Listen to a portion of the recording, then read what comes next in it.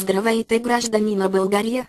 С настоящото съобщение искаме да ви запознаем с терора на министър Дянков. Оказа се, че след като е трябвало да преведе пенсиите на 7 и 8 септември, нашият министър на финансите е решил да ги пусне не в понеделник на 10 и 11 септември, а най-вероятно пенсионерите ще могат да си ги теглят на следващия ден.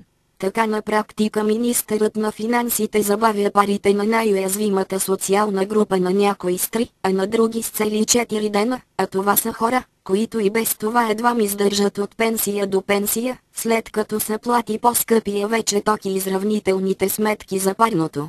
Имайки предвид колко е средната пенсия и колко взимат пенсионерите в България и за колко могат да им стигнат, то сега с това няколкодневно тяхно забяване и да не могат да имат пари за един от най-светлите светски празници на България си е жив терор.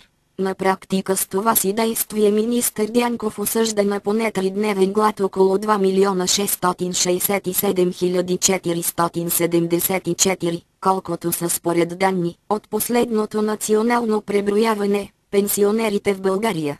1/3 от населението е осъдено на глад в продължение на 4 дена, заради ефтините игрички на министъра да забави плащане с няколко дена. Едно е да не провеждате социална политика, защото няма пари за нея, друго е да осъждате на глад над 2 милиона души, на това не се казва финанси, а терор над населението, господин Дянков.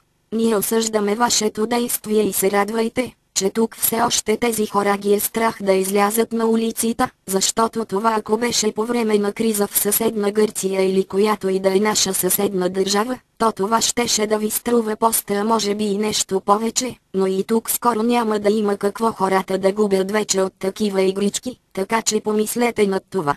Ние сме анонимните, ние сме легион, ние не прощаваме, ние не забравяме, очаквайте ни.